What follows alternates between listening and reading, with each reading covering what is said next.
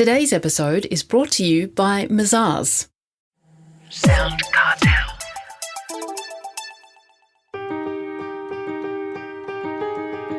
From Sound Cartel, I'm Nicole Goodman, and this is Business Essentials Daily.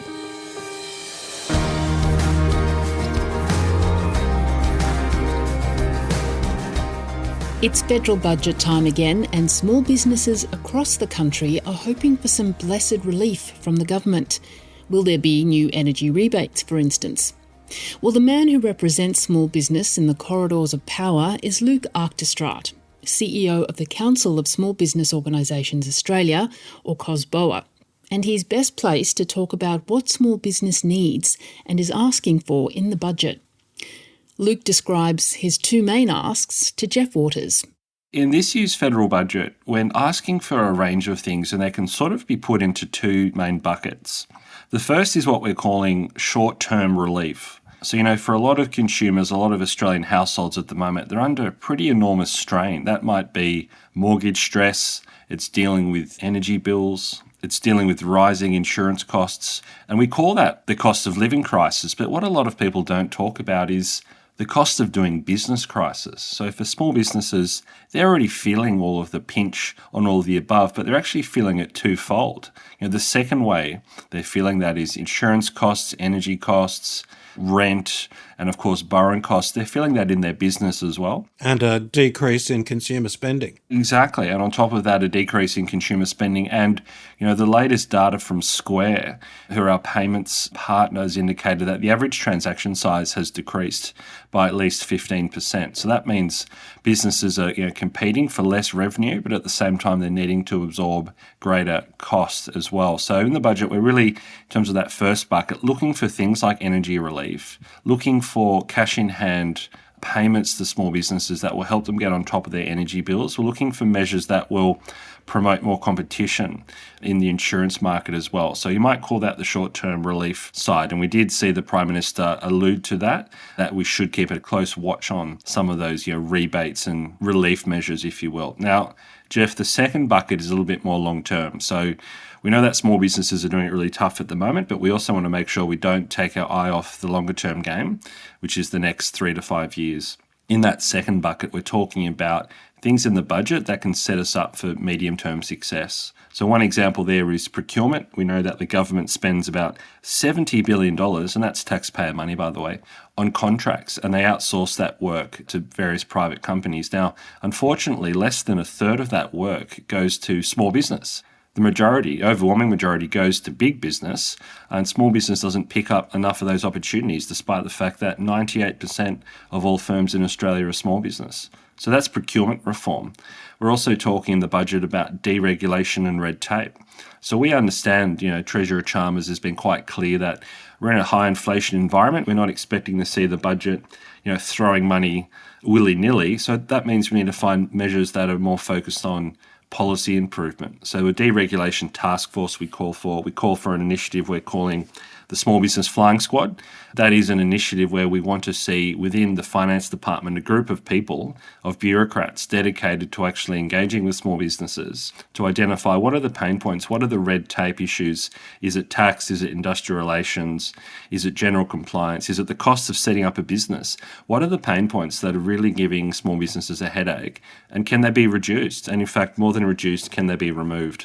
So there's a range of measures in there that we're looking to keep on government's radar, I suppose, for the next 3 to 5 years around deregulation, procurement, even things like payment times as well. The government has big influence on the regulatory system around payment times. Now, if we're not going to be giving small businesses cash grants forever, well, let's make sure we pay them on time when actually we are engaging them. And the government themselves can, I certainly think, be doing a better job than that.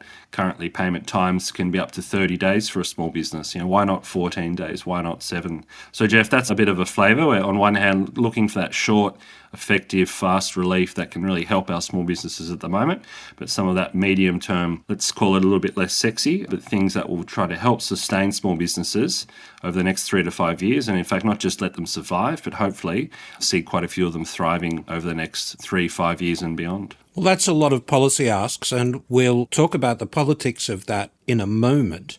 But backtracking a bit, because of course people listening will most be interested in the idea of the short term at the moment and the possibility of financial relief from the government.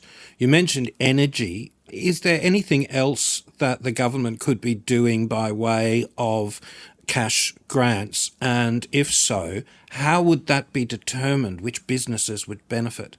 Yeah, that's a great point, Jeff. Look, the reason we're really emphasising the energy relief is we know that energy is such a big input cost. The rises we've seen in energy costs for small businesses and consumers as well, over 40% increase over the last 2 years. And an energy input cost, it's a really hard thing for a small business to really cut down on. Of course, they can look at upgrading their equipment. They can try to shop around with their supplier. That first one, upgrading your equipment, well, that takes time and that costs money.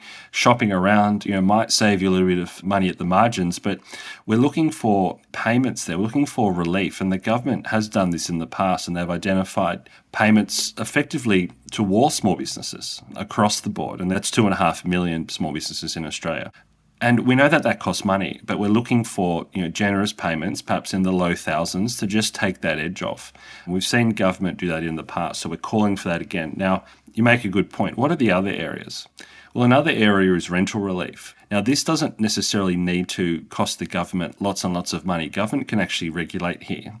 This is about governments working with the states and territories and saying, look, landlords need to have a proper think about rental relief. A lot of landlords are extremely large, have the capacity to try to support their small businesses, and their small businesses are often their tenants. So we'd like to see government maybe put a few incentives in the budget as well to really compel landlords to work more closely with their tenants and try to come up with payment plans if that's required, try to actually look at potential rent deferrals. And I know we're sort of entering into somewhat dangerous territory here, some might say, if we're looking at government intervention, but we did see this during COVID, and we know that rent remains a really high proportion of a small business's cost. So I think it's only in the interests of a lot of landlords to actually be working with their tenants. So that would be another area we're looking at too. And just to cap it off, Jeff, I think the third element, I think a lot of your listeners who are spending significant time in their motor vehicles as well would be wanting to have a look at this, and that's the fuel excise. It's easy to forget that every day when you fill up at the Bowser,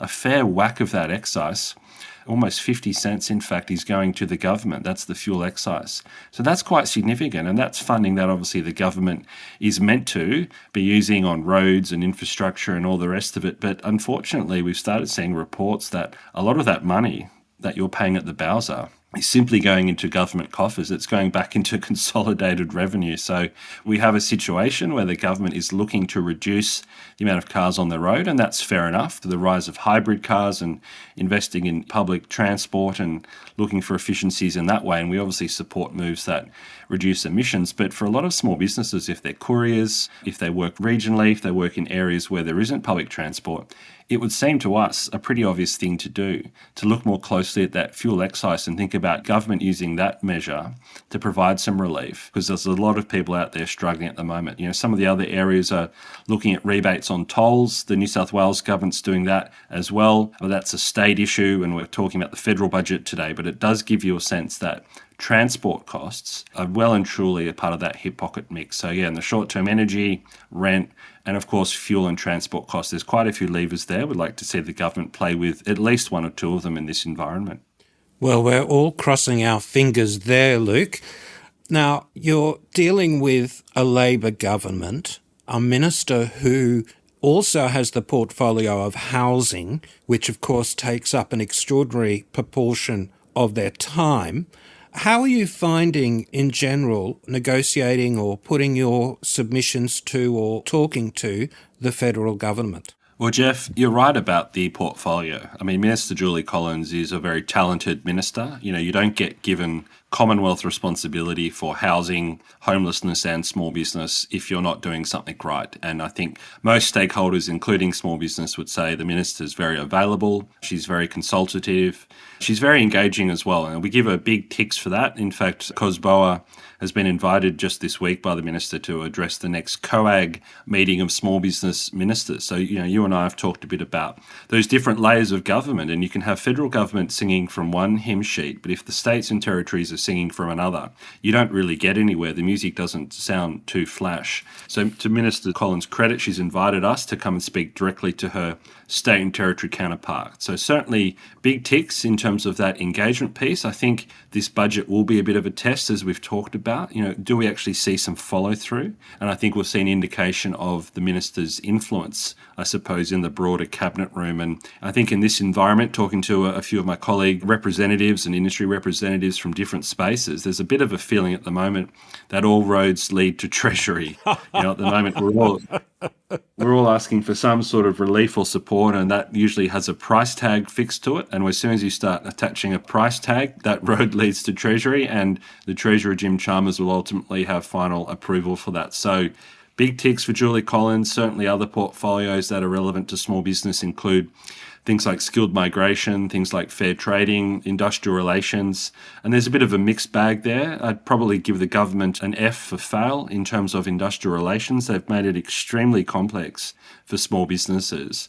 That's been an atrocious piece of legislation that's come through, and we did fight very hard against that. But then you look at the cybersecurity piece, where government's investing quite strongly in cyber awareness and cyber resilience with an emphasis on small business. So we give them a big ticks there. So you can see where I'm going with this. It's a bit of a tapestry. It's a bit of a mixed bag. And I think a lot of the proof will be in the pudding in terms of the Treasurer's budget in a couple of weeks, noting that the budget is not an end of itself. It's a snapshot of the Australian economy. It updates economic forecasts, and it gives you a roadmap for where government sees themselves spending their money over the next 12 months. So certainly an important document, but we'll also need to see follow through on a lot of those initiatives. I should just mention to you, actually some of the initiatives from last year's budget, things like the instant asset write-off, things like the energy efficiency incentive. So just briefly, these schemes are both about tax incentives for small businesses to upgrade their equipment. The instant asset write-off, that means you can purchase something like a ute or a piece of equipment or a new facility, and that will immediately be written off your tax bill. It's almost 12 months later, Jeff, and that bill has not become law. It has not passed both houses of parliament. It is absolutely hard to comprehend that the government has not prioritised rolling that out. So we're almost 12 months later. It's a bit like calling last drinks before the bars even opened. The program hasn't actually started, and it's due to expire in 30 June. And the same for the energy scheme, which is meant to be incentivising small businesses to upgrade their equipment and get a tax benefit from that. It still hasn't been legislated either. So I think there's high expectation and anticipation that the budget will provide some degree of confidence around those programs and hopefully give us more than this annual waiting game of whether it's renewed in the budget or not. Hopefully we can get some news that those programs will be given certainty for 1, 2 or at least 3 years. That's Luke Achterstraat, CEO of COSBOA.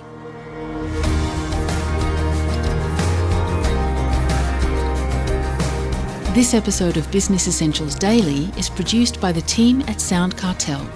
Thanks for listening. I'm Nicole Goodman. We'll bring you more Be Daily tomorrow.